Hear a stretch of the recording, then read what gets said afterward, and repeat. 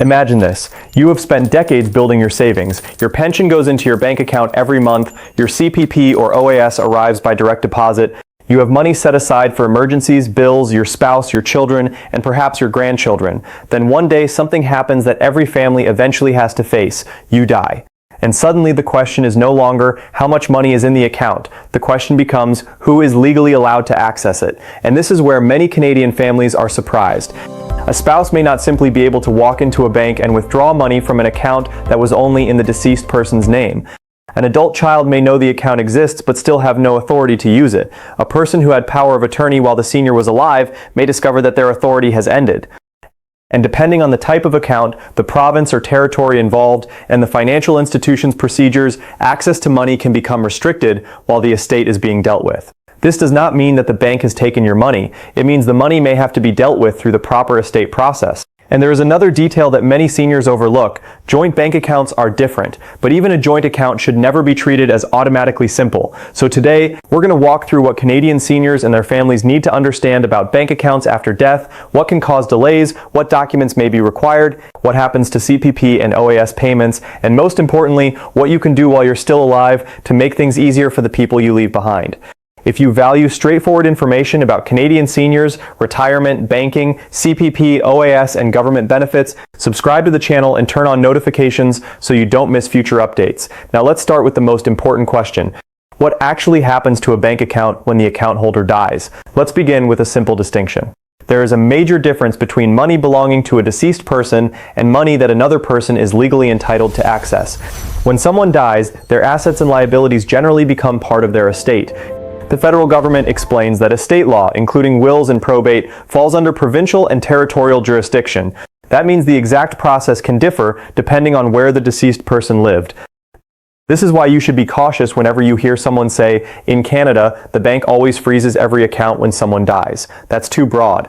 The situation depends on the account. If it is a bank account held solely in the deceased person's name, the financial institution will generally need to deal with the estate representative before the funds can be distributed according to the applicable rules. The bank also needs to know that the customer has died. Once the financial institution receives formal notification of the death, its procedures for dealing with the account can change. CRA guidance recognizes that an account held by a deceased person continues to be treated as an individual's account until the financial institution receives formal notification of death, such as appropriate documentation. This is one reason the phrase bank account frozen after death can be misleading. Sometimes people use frozen to describe the restriction that occurs after the bank has been notified and is waiting for the appropriate person and documents to deal with the estate. The money doesn't simply disappear, it doesn't automatically become the government's money, and it doesn't automatically belong to the bank. Instead, the account becomes part of a process. That process may involve the executor, estate documentation, debts, taxes, beneficiaries, and depending on the circumstances, probate or other court procedures. And this is where preparation can make a huge difference. Here's one of the biggest misunderstandings.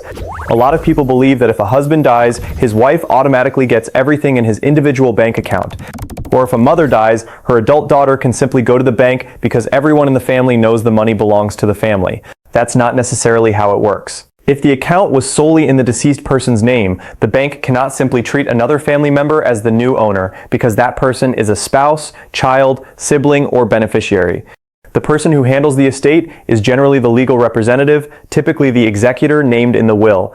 The federal government describes the executor as the person or institution named in a will to manage the estate and carry out the deceased person's wishes. And if there is no will or no executor is available, the situation can become more complicated. Depending on provincial or territorial law, someone may need to obtain authority through the courts to administer the estate. That is why having a properly prepared will and making sure the right people know where it is can be so important. But here's another detail. Having a will does not mean your family automatically gets instant access to your bank account. The will tells people how your estate is supposed to be dealt with, but the executor may still have to establish their authority and work through the required procedures. The bank may ask for documents proving the death and proving who is authorized to act for the estate. That can include documentation such as a death certificate, a will, probate documents, or other evidence of legal authority depending on the situation and institution. The CRA, for example, requires a legal representative dealing with the deceased person's tax affairs to provide documentation such as proof of death and documents establishing the executor or administrator. The bank's requirements are a separate matter, and families should ask the financial institution what it needs. This is why one of the smartest things a senior can do is not simply say, "My family knows where my money is." Instead, make sure the person who will actually handle your estate knows where your accounts are, what type of accounts they are, and where your important documents are located. Because knowing that an account exists is not the same as having legal authority to access it. Now let's talk about who should pay particular attention to this information. If you're a Canadian senior with a checking account, savings account, GICs, investments, or other financial assets, this matters to you. If you're retired and most of your income comes from CPP, OAS, GIS, a pension or investment income, it matters to you. If you're married and most household expenses are paid from one person's individual account, it matters to you. If you have adult children who may eventually help settle your estate, it matters to you. And if you are the person who may become an executor for a parent or spouse, it matters to you too. Let's take a simple example. Suppose Robert is 78 years old. His CPP and OAS are deposited into an account that is only in Robert's name. His wife, Susan, knows the account exists. She has used the household money for years, but Susan is not a joint account holder. Robert dies. Susan now has to deal with the household expenses, funeral costs, utilities, taxes, and other obligations. She knows there is money in Robert's account. But knowing that money exists does not necessarily give Susan immediate authority to treat the account as her own. If Susan is the executor, she may have to establish her authority and follow the bank's estate procedures. That can take time, and during an emotional period, that paperwork can feel overwhelming.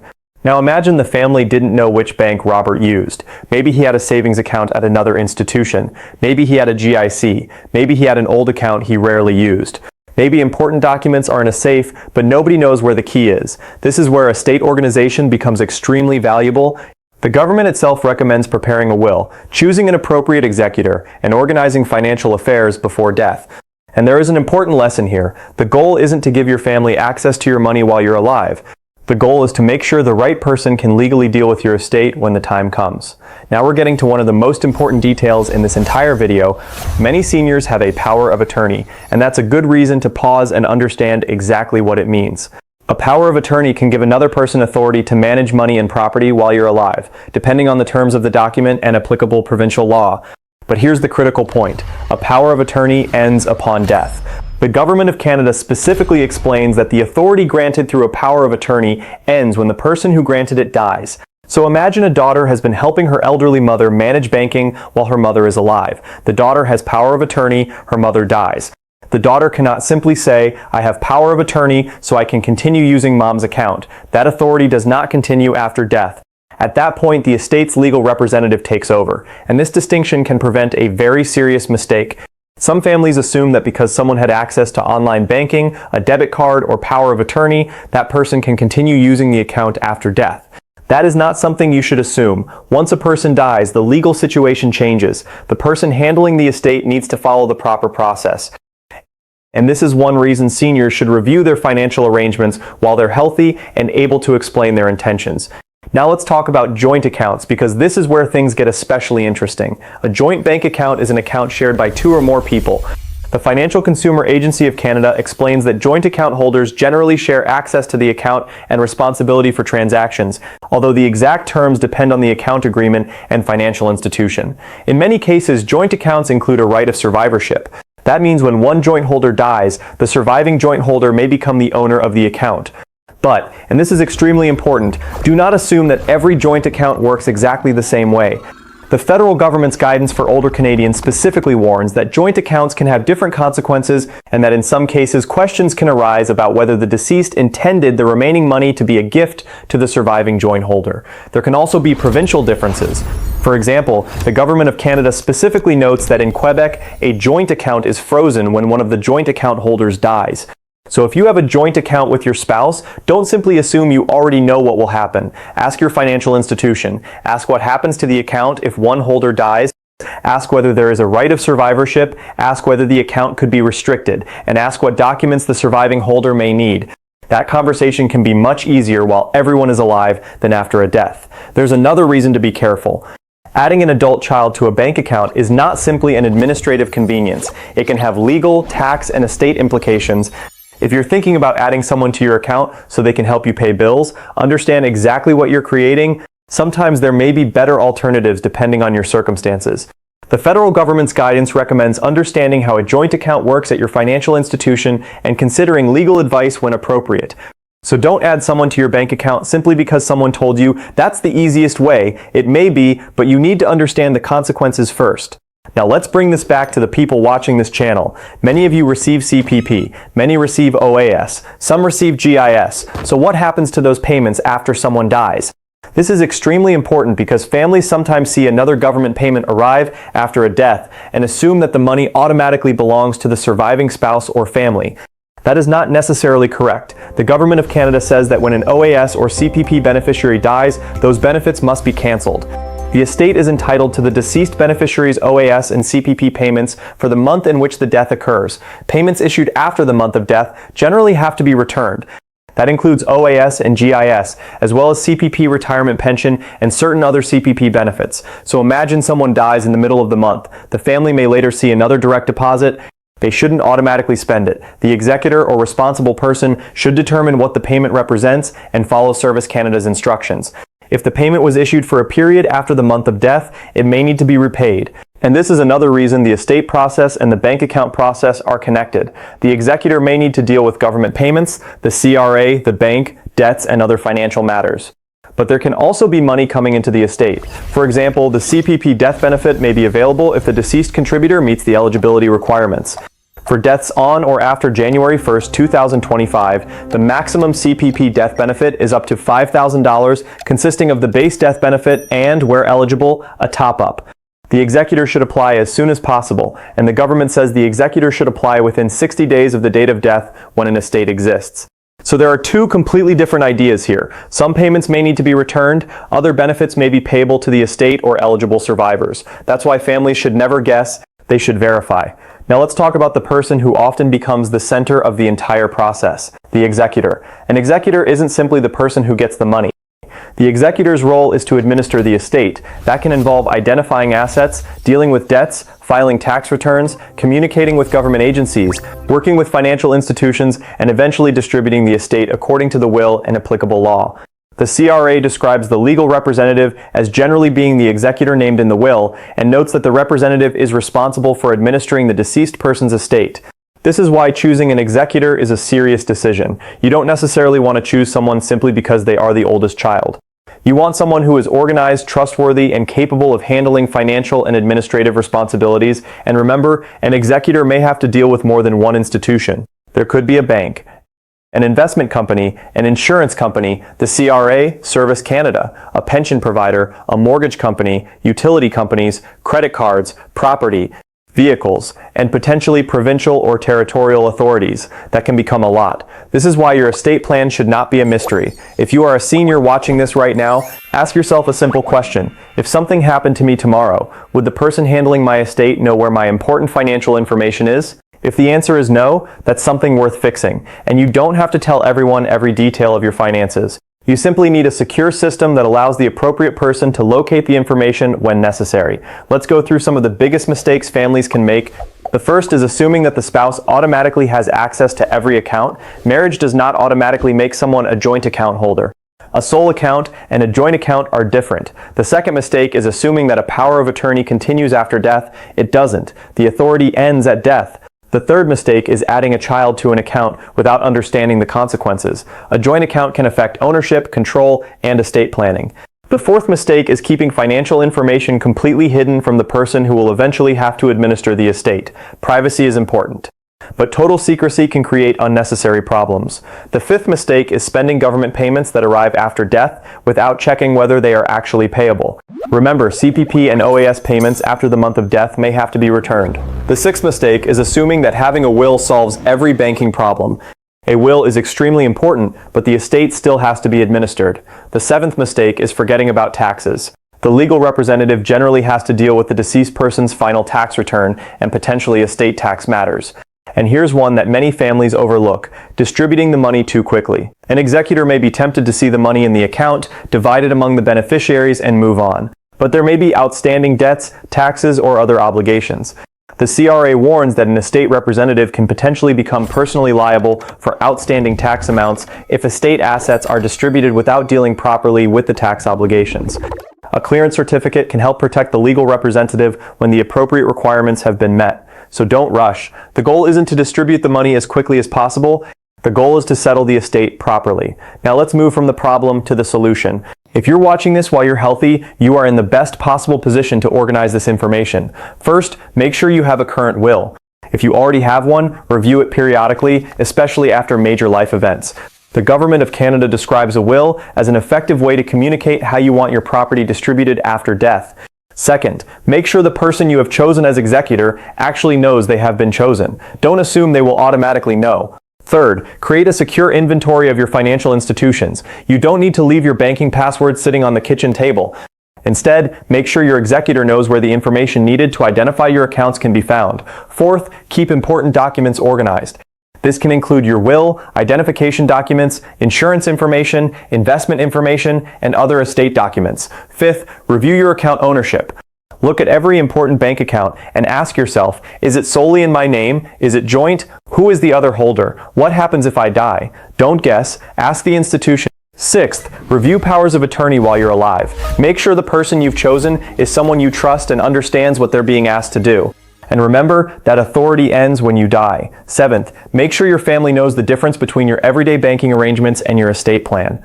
A person helping you pay bills while you're alive may not be the person who administers your estate after death. Eighth, think about your regular household expenses. If your pension and other income are deposited into an account that only you control, ask yourself how your spouse would handle the bills if you died. This doesn't mean you should automatically make an account joint. It means you should understand the problem before it becomes an emergency.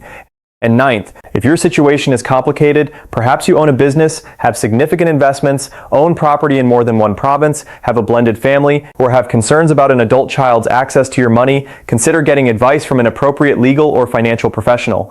Estate planning is one area where a personalized answer can be much more useful than a generic internet rule. Now let's imagine the death has already happened. What should the family do? First, don't panic. You don't need to solve everything in one afternoon. Start by obtaining the appropriate proof of death. Then identify the will and determine who the executor or legal representative is. Notify the appropriate financial institutions. Ask each institution what documentation it requires. Do not assume the requirements are identical everywhere. Then identify the deceased person's government benefits.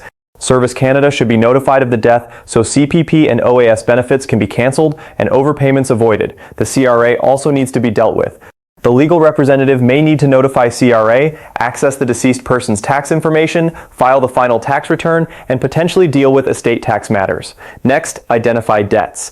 Credit cards, loans, mortgages, taxes, other obligations. Then identify assets, bank accounts, investments, registered plans, insurance, property, vehicles, and anything else that belongs to the estate. At this stage, the executor should be careful about distributing money to beneficiaries too early. The estate needs to be settled properly first. And remember, estate law is provincial and territorial, so if you're dealing with a real estate, significant assets, family dispute, or complicated inheritance situation, you may need advice based specifically on the province or territory where the deceased lived. Here's a question I want you to think about. Does your family know every financial institution where you have money? Not necessarily the balance, not your password, just the institutions. Because imagine a senior has 3 different bank accounts, 2 GICs, an investment account, and a small savings account. The family knows about the main checking account, but nobody knows about the other accounts. After death, the executor may have to search for those assets. That can slow the process.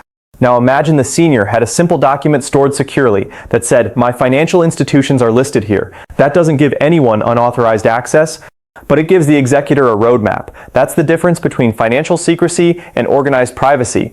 You can protect your information while still making sure the right person can find it when necessary. And this becomes even more important for seniors who have moved banks over the years. Maybe you opened an account decades ago. Maybe you changed banks after retirement. Maybe you have a credit union account. Maybe you opened an investment account and forgot about an older savings account. These things happen. So once a year, it can be useful to review your financial inventory, not because you're expecting something bad to happen, but because good estate planning is about reducing the burden on the people you care about. Let's talk directly to married seniors for a moment. If you and your spouse have always managed money together, it can be easy to assume everything is shared, but banking ownership can be very specific. One account may be joint. Another may belong only to you. An investment may have its own ownership and beneficiary rules. A pension may have survivor provisions. A registered account may have different rules again. and your will may govern other assets. So don't judge your estate plan by how your finances feel day to day. Instead, look at the legal structure. Ask yourself, if I died tomorrow, what would my spouse actually have immediate access to? That is the question that matters. And if you don't know the answer, that's not a reason to panic. It's a reason to investigate. Talk to your bank, review your documents, review your will, and if necessary, speak with a qualified professional. Let's return to the title of this video. Your bank account could be frozen after death. The important word is could. We are not saying that every Canadian bank account is automatically frozen in exactly the same way. That would be inaccurate. A sole account may require estate administration. A joint account may have survivorship rights or different treatment. Quebec has a specific rule for joint accounts. The financial institution's procedures matter. Provincial and territorial estate law matters. The will matters. The account agreement matters. And the legal authority of the person dealing with the estate matters. So when you hear someone online say, "The bank freezes everything the second you die," don't take that as a universal Canadian rule. The real lesson is more useful. After death, access to financial accounts can change, and the family needs to know who has legal authority to deal with the money. That's the fact you should remember. And once you understand that, the rest becomes much easier to plan for. This channel is focused on practical information for Canadian seniors and retirees, including banking, CPP, OAS, GIS, retirement planning, and government benefits. And if you have a spouse, parent, or adult child who might eventually have to handle an estate, consider sharing this video with them. Sometimes one conversation today can prevent weeks of confusion later. Now let's finish with the most practical part. You don't need a complicated estate plan to start getting organized. Start with your will. Know who your executor is. Make sure that person knows where your important documents are. Make an inventory of your financial institutions. Review which accounts are individual and which are joint. Understand what happens to your joint accounts when one owner dies. Review your power of attorney. Remember that power of attorney is for while you're alive and ends at death. Make sure your spouse understands how household bills would be handled if your primary account became unavailable. Know where your CPP, OAS, GIS, and other pension payments come from. And make sure your family knows that payments received after a death should not simply be spent without checking whether they are actually payable. If you're the executor of someone's estate right now, take it one step at a time. Identify the legal authority, contact the financial institutions, notify the government agencies, deal with the tax obligations, identify assets and debts, keep good records, and don't distribute the estate prematurely. The CRA specifically advises legal representatives to deal with tax obligations before distributing estate assets, and a clearance certificate may be appropriate once the required tax matters have been completed. So let's bring everything together. Number 1, a bank account does not automatically become the property of the family simply because the account holder has died. Number 2, a sole bank account and a joint bank account can be treated differently. Number 3, joint accounts need to be understood before a death occurs, because rights and procedures can vary. Number 4, a power of attorney does not continue after death. Number 5, the executor or other legally authorized representative may need to establish their authority before dealing with the deceased person's financial affairs. Number 6, CPP and OAS payments have specific rules after death. Payments for the month of death are generally payable to the estate, while payments issued after the month of death may have to be returned. Number 7, the CPP death benefit may be available to the estate or other eligible individuals if the deceased contributor meets the requirements. Number 8, estate law is not one size fits all across Canada. Provincial and territorial rules matter. And number 9, perhaps the most important, the best time to organize your financial affairs is while you're alive and able to explain them. You don't have to predict exactly what will happen. You simply need to make things easier for the people who will eventually have to deal with them. Your bank account is more than a number on a statement. For many Canadian seniors, it is where a lifetime of work has accumulated. It may contain the money that pays the mortgage. It may cover groceries and medication. It may support a spouse. It may represent decades of saving. And when you die, that money doesn't simply vanish. But the way your family accesses and administers it can change dramatically. That's why the goal of today's video isn't to frighten you into changing your bank account. It's not to tell you that every account in Canada will automatically be frozen, and it's certainly not to suggest that there is one magic form that solves every estate problem. The real message is much simpler. Know what you own, know how it is owned, know who will handle your estate, know where your important documents are, and make sure the people who need to know can find that information when the time comes. If you receive CPP, OAS, or GIS, remember that government benefits have their own rules after death, and families should verify payments rather than assume every deposit belongs to them. If you have a joint bank account, understand the exact terms before relying on it as your family's backup plan. If you have a power of attorney, remember that it helps while you're alive. It does not replace the role of an executor after death. And if you're an executor right now, don't rush. Get the documents, establish your authority, contact the bank, notify the appropriate government departments, deal with taxes and debts, then distribute the estate when you're satisfied that the obligations have been properly handled. Because good estate planning isn't really about money. It's about reducing confusion for the people you love. It's about making sure that during one of the hardest moments of their lives, they aren't also forced to search through drawers, guess which bank you used, wonder who has authority, or make decisions without knowing what you intended. So if you haven't reviewed your financial and estate arrangements recently, consider making that one of your next conversations with your spouse, family member, executor, lawyer, or financial professional. A little organization today can save a tremendous amount of stress tomorrow. And if this video helped you understand something you didn't know before, subscribe to the channel and turn on notifications. We cover practical information for Canadian seniors, retirees and families, from CPP and OAS to GIS, retirement income, banking, estate issues, and government benefits. Most importantly, stay informed, verify the rules that apply to your own situation, and don't wait until your family is dealing with a crisis to discover how your finances are actually organized. Thanks for watching, and I'll see you in the next video.